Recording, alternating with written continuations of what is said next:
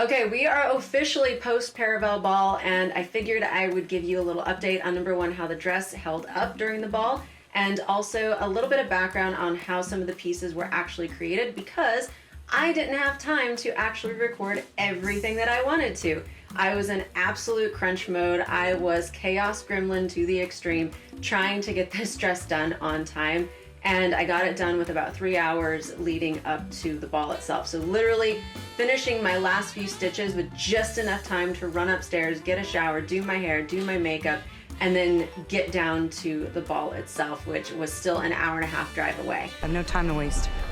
So you can imagine, like, it was a little bit chaotic, to say the least, and I didn't get nearly enough content with the dress itself. I really wanted to get like photos and videos and stuff, thinking, okay, if I can get this dress done with maybe a day or two in advance of the ball itself, that'll give me at least one solid day to get content made with it. I really wanted to take it out to the park.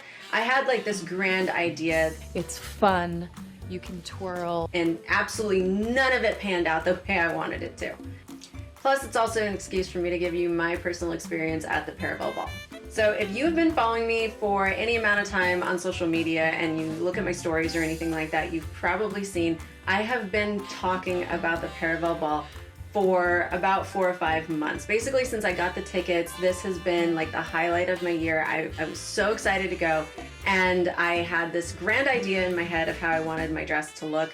I knew that I was going to end up changing my mind a whole bunch of times, so I wanted to make it number one in pieces. That way, if I did change my mind, it wasn't like I needed to recreate an entirely new dress. I could still reuse other pieces and hopefully kind of go from there. And plus, I'm a really big believer in when I make a costume of some kind, I don't like costumes that are just like one thing, where it's just the dress or, you know, just the outfit. I want it to be something that I can take apart and I can use in other outfits if I need to later on. And that's how most of my costumes are. Why build one when you can have two twice the price? When it comes to, like, you know, my pirate costumes, my Renaissance fair costumes, fantasy costumes, and things like that, all of them are like in different stages or different pieces. That way I can always reuse it for something else later on. So since I was in the autumn court, I knew that the dress needed to be red and black, since that was sort of the theme of the autumn court. And so I started with looking at different types of fabrics. I wanted it to be glittery. I wanted it to be something really fantastical. And I took a lot of my inspiration from designers like Designer Daddy, from Charity Grace, from some of the other big ones that are out there. And these ones, I just absolutely, like, those two are probably my number one inspos when it comes to stuff. And I'll see like one little thing that they do, and I try to figure out a way to sort of build an entirely new outfit around like one specific technique or one specific look. Because I don't ever want to copy anybody. I definitely want to create my own thing. But I think that's how a lot of designers and creators tend to be anyways, or artists and things like that. They'll take a look at something and get some great inspiration and then start turning it into their own thing. So definitely a huge shout out to those two, because damn, they kill it every time. In Designer Daddy especially, he's like a super well-known name in the fantasy world and the bookish world, the book talk world. And he himself, like, his gowns were all over the Paravel Ball. Like, I saw probably 3 or 4 of them floating around.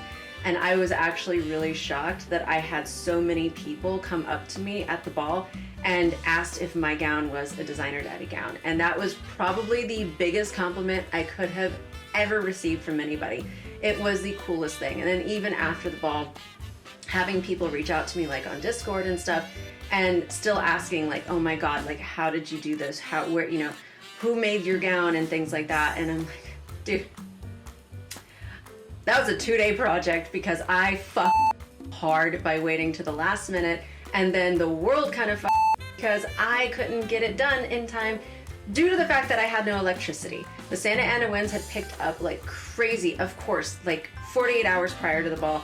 Santa Ana winds just blow through. Hey, why is it getting so windy? And we get our electricity knocked out for a solid 24 hours. And I just, like, if there was ever like the universe slapping me in the face, this is one of those times. I had just set up everything in my office. I had come downstairs and I'm like, okay, today I'm cranking this out. This is what we're doing. I had everything ready to go, sewing machine, all of my pieces, all of my fabric was all cut, ready to go.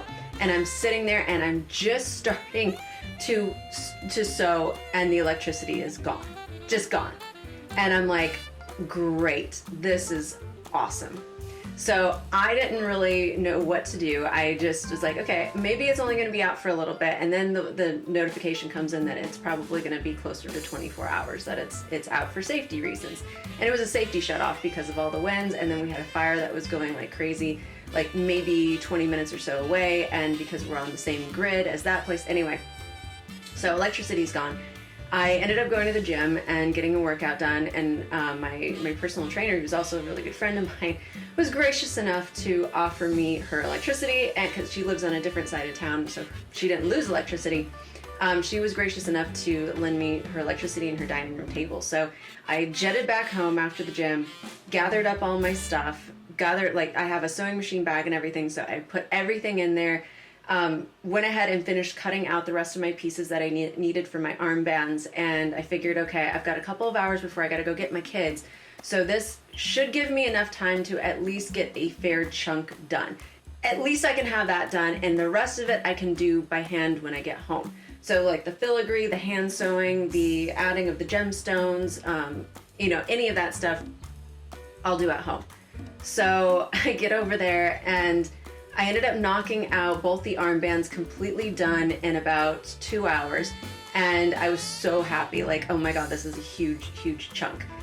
The rest of it, I went ahead and did hand sewing at home, and thankfully the electricity came on the next day, so I was able to get a good rest of it done on time, and then pretty much everything else was hand done anyway. So yeah, that was kind of the chaotic mess leading up to the Parabelle Ball. Chaos, working in these conditions, utter chaos. Okay, so a couple of things about the gown. Here she is in all her glory. She held up beautifully, way better than I could have ever imagined. I am stoked at how solid this dress actually turned out. So for this piece here, for the bodice, I ended up using a corset that I got from, it's called Perfect Corset New York. And if you've ever seen them, they are a little bit pricey, and I feel like they could do a lot better with their marketing because it almost looks like AliExpress type stuff. It is not. I know because I also buy corsets from AliExpress that I'm starting to play with to try to create other gowns where it's a little bit, more economical. But in terms of quality, this stuff here is 1,000 times better than anything that you're gonna find on AliExpress. So this corset here regularly, I think, retails for between $80 and $90. You can always find a coupon. I think with the coupon, it drops it down to anywhere between $40 to $60, depending on the time of year. And the reason I know that is because I have bought probably 6 or 7 different versions of these corsets. They also do custom sizing. So for me, because I have kind of a different sort of build, the corset itself, it's size small, and then the top is for a GE cup. So this one fits me way better because I can't fit into just a regular size small or size medium. I need something that's a little bit more custom cut. So for a custom fitted corset for my specific measurements for like around $50, I'm sorry, but all day long, like, I'm gonna go with that, and it saves me time, it saves me money, and I'm not at a point yet in my seamstress world or in my skill level to start trying to make my own like cups and bodices and things like that. I'm trying, I'm getting there, but I don't have that sort of talent yet. So it made a lot of sense for me to go ahead and do that. Now, actually sewing onto this and not having ever done something like that before was terrifying because I didn't want to screw this up. This is a beautiful, like, the corset is so pretty all by itself, just as a black corset top. The idea of potentially completely fucking it up was really scary, and that took a lot of like, okay, we're doing this, and I'm gonna do this, and glad I did. So for the filigrees, this is definitely a designer daddy inspiration, totally to the max, and I love how these ones came out. I really wasn't sure how they would come out, and I'm stoked. So these are not Worbla, they are not thermoplastic or anything, it's just hot glue. And I use a very high setting on like an industrial size or industrial style, professional style, whatever you want to call it, hot glue gun. So it's really, really, really hot. And then I use Gorilla, I think it's just Gorilla Glue, like glue sticks, the extra big ones. So it takes a while to make these, and the molds I ended up finding on Etsy, and the molds are silicone, but they were originally designed for like crown molding and things like that, and I believe they came from Turkey. So they took a long time to get here. They were also really expensive for the molds. I knew I would use them no matter what, so I went ahead and got them, but that's where like these two here came from. And I'm really happy that I did that. So each of these just has maybe 6 or 7 glue sticks total that have been melted down and used in the mold. And then I spray painted them with a metallic gold spray paint from Rust-Oleum. Turned out awesome. There's definitely some bits here and there that I had to go in with like a paintbrush and do touch-ups with. But overall, it ended up working out really well, and it made it pretty durable.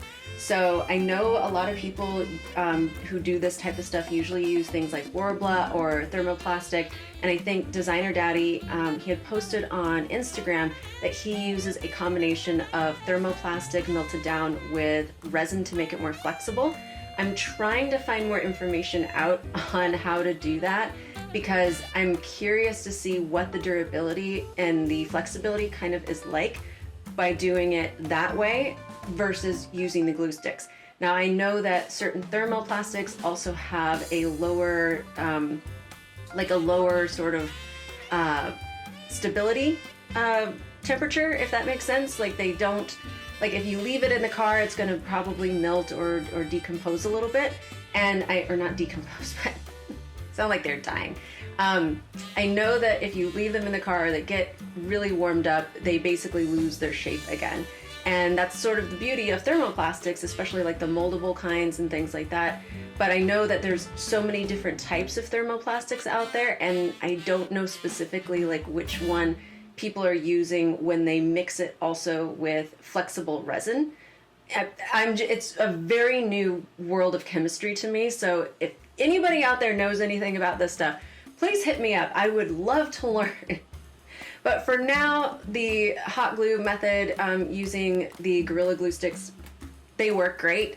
I haven't had any issue. Like I have these here pinched pretty hard and they are not losing their shape. It's great. Of course, I also wouldn't leave this in the car or anything like that, or in a hot space or directly in the sun, because I would worry that it might lose some of its integrity. But honestly, like the hot glue, it has such a high temperature, like it has to be pretty high temperature in order for them to melt.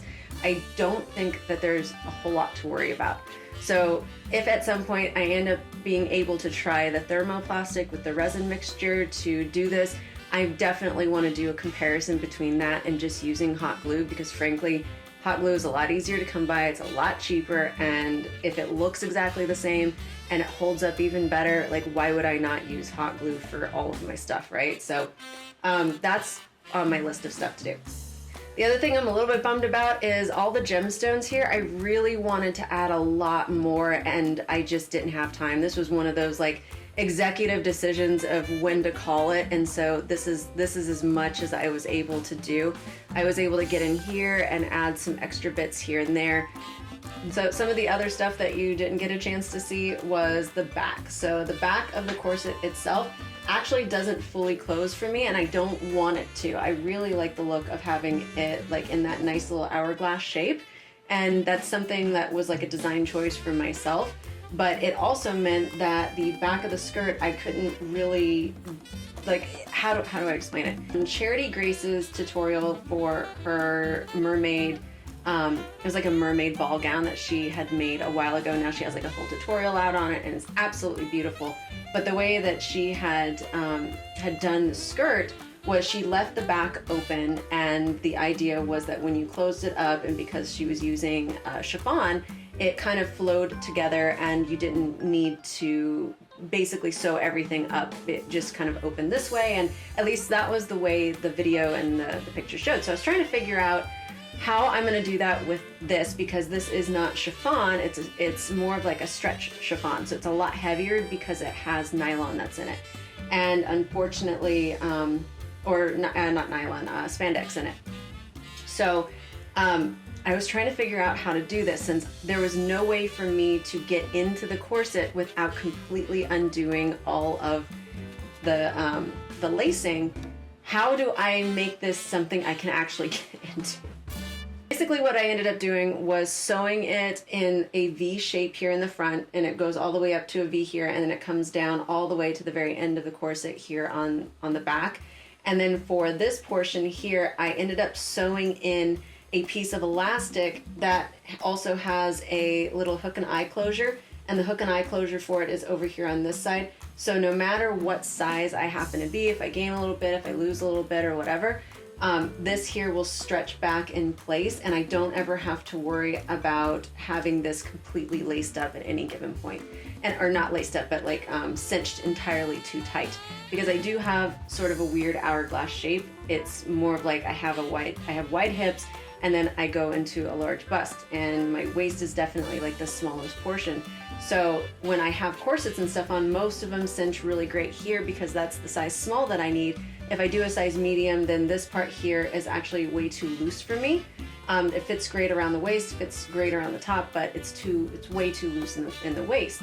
So I kind of have to jimmy around the different ways of putting together corsets and what types of corsets fit me best and that kind of thing. So this was my little hack for how to do this. Once I had all of that portion kind of figured out, I wanted something really dramatic for the actual back of the dress itself, since it actually laid pretty flat, and I definitely wanted to have more of just something with more drama. I don't know, I wanted something cuter. So I took the belt portion that I had originally made for the dress, and I ended up using it for my my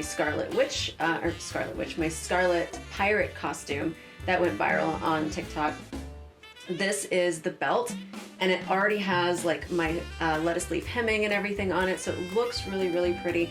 And all I did was the belt portion, so the long portion here that would normally wrap around the back, I folded it, so like hand sewed it in place, and then took some hook and eye closures, and the eyes to these are sewed directly onto the corset, right where I need it to be, and then this here is just the hook portion, and that way it's removable and it just completely covers up that back portion of the dress, and it moves with the corset no matter what size I end up being. It just goes with the corset, and that's basically how I did that.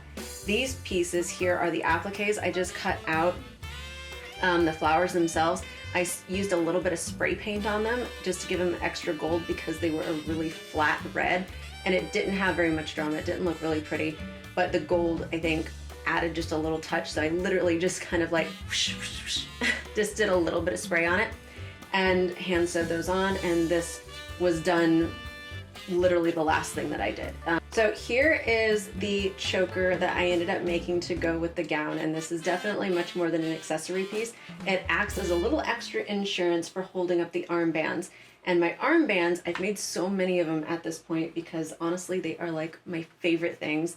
I love them, and I'm dying to make other ones that can just be sort of for maybe not daily wear, but more low-key, like with lace and stuff like that, rather than it be, you know, really flashy and specifically for a gown or a design, but something that's more interchangeable.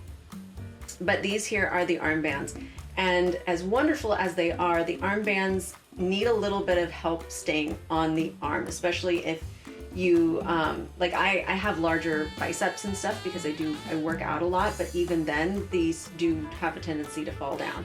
So one thing that I did was add puff paint to the insides, so along the edges here, and the puff paint takes like 4 hours to dry, so I just leave this open, you know, someplace with a breeze or something, or I put a fan on it, and they dry pretty well, pretty quick. And the puff paint just adds extra grip to your arm itself. And then the other thing that I did was add the grommets and then added the chains, which then attached to each side of the choker itself. And all this does is if the armband should fall at all because it loses grip or it's not tight enough or whatever, the chains catch it. So it doesn't, so I'm not constantly like going like this all night. At least then it's like, oh, I need to go and take care of that, and I can step away and like fix it if I need to.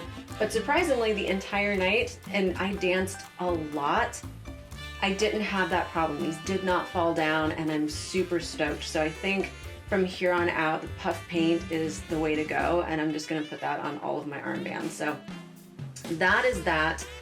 And then as for the choker itself, this here is actually a pretty simple thing. I literally made this up on the fly.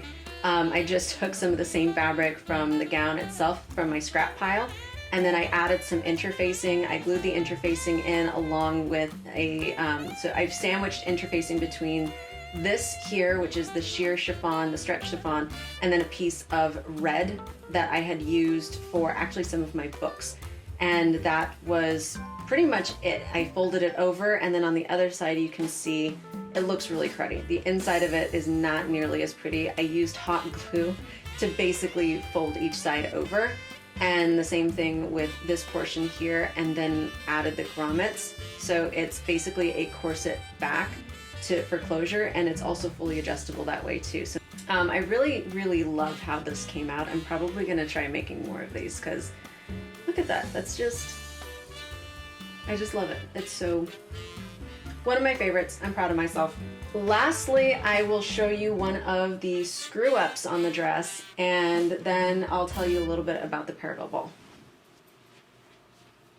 So on this dress, you probably can't tell here very well, but I didn't get a chance to trim the bottom of it at all. So it's actually really long on me. I had boots on. I had 5-inch stiletto boots for this whole ball, which actually ended up working out. I was pretty comfortable most of the night. Towards the end of the night, not so much, but I didn't get a chance to trim this. So I was constantly like pulling it up and hiking it up. Had I had more time, I absolutely would have done a better job trimming so it actually fit me the right way. And I even thought about it like as I'm walking out the door, like, man, maybe I should take a step back here and try to fix this. And we just had completely run out of time. So I was like, okay, I'm gonna chance it. Hopefully I'm not the only one like holding up her ball gown while she walks. And thankfully I wasn't. Everybody there with a, massive ball gown with, these, and when I say like ball gowns, I mean like the big poofy ones with all of the trims, and oh, there were just so many gorgeous gowns, and I was not the only one holding their dress up while they walked. So I'm really happy about that. I clearly, I fit in. So again, I did not get nearly enough content with this gown as I wanted to, and I'm super bummed that I didn't. However, here is some highlights from the ball itself, the twirly twirl, and I love that. So soon, hopefully, I'll be able to get this gown back on and I can go out and do all my things. All of the filigree, all of the E6000 glue, like, man, it's cement. It absolutely worked perfect for this gown. I had no issues. I know that there are certain designers and things out there, and I wish I could remember the name of one of them, but she's like way out overseas somewhere. I'll try to link up all the different designers that I follow so you can go and follow them too and get some inspiration, hopefully. But there's several people that I know do filigrees like this. I have no idea what they're made of other than Designer Daddy, like I said, for the thermoplastic stuff. I don't know how he's adhering his stuff to his ball gowns.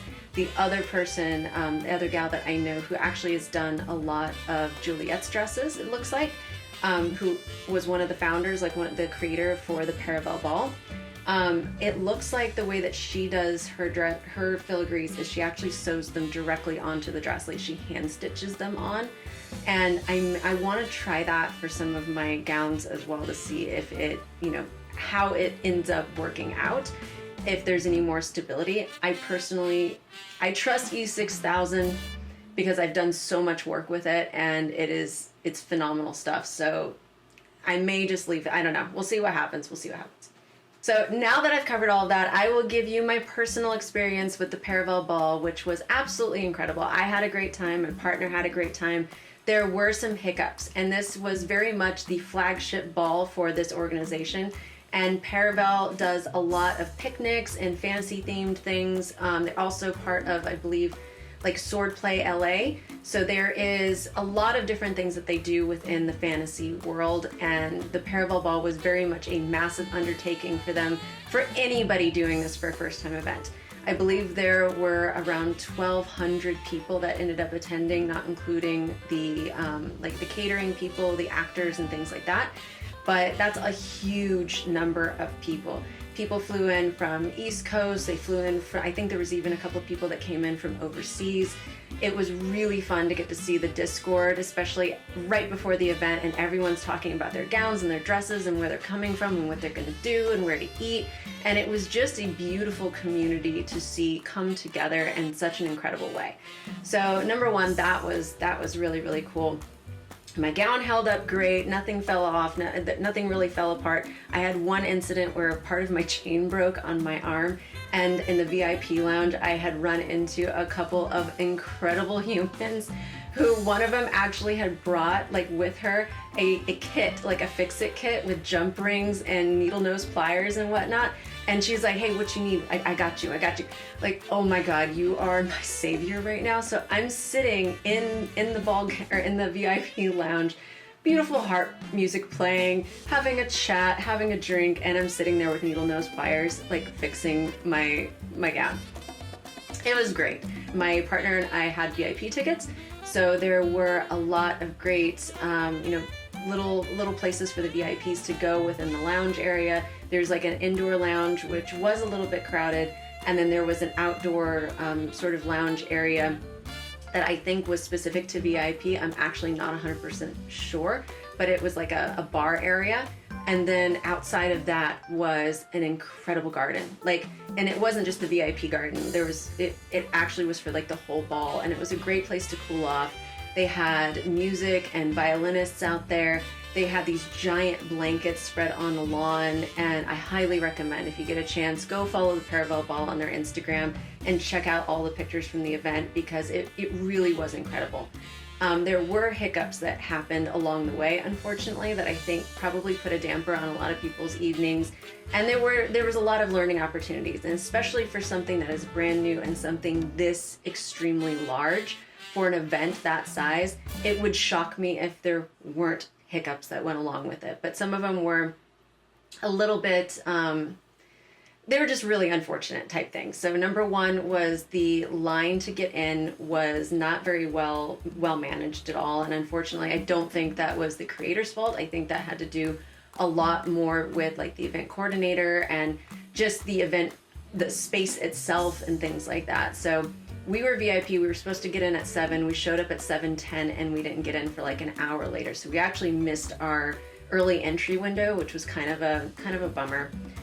Once we got in there though, things flowed smoothly once we were on the inside. So we immediately went in, got some drinks, there were some hors d'oeuvres in the VIP area. I believe that there were some waiters and things like that floating around with hors d'oeuvres in different places throughout the night. But for the number of people that were there definitely wasn't quite enough. And I know some people missed out on getting some of those hors d'oeuvres and things. I didn't do any of the dances with the Fey Lords, mainly just because I couldn't do the dances with my gown the way it was. I would have been tripping and falling flat on my face the whole night. So I chose not to do that. But I did get my little pen and stuff like that. I know that some of the dancers either they didn't show up or something happened, so there wasn't quite as many Fey Lords as there was supposed to be. I think a lot of the volunteers that were supposed to go ended up dropping out. Some of the actors that were supposed to be there, like the big name ones that were planned to be there, like Stewart and things, they had a whole bunch of hiccups happening, so they ended up not being able to go. But having said all of that, for as many little things that happened, my partner and I had a fabulous time. The community itself makes these events something incredible and something so special. And seeing the level of talent and creativity in one single space like that, where there were fiber optic gowns and handmade gowns and ones from some of the biggest designers in the world, getting to see so many people that I follow on TikTok and Instagram from the book talk and from the fantasy communities. It was awesome. And then during the night, exchanged information with other people. I made friends. For me, being such an introvert, that was probably the coolest thing ever, to have people come to me and then like we just have like a connection right away because of the event, because of the fantasy stuff, because of the bookish stuff. And then I ended up meeting somebody that hosts beginner D&D campaigns through Discord, and so I joined my very first D&D campaign. I'm now officially a D&D player, and that feels pretty awesome. So I got my dice. I am now playing that, and yeah. So overall, would I do it again? So our tickets for the Paravel Ball were about $500 a piece. That it was $1,000 event.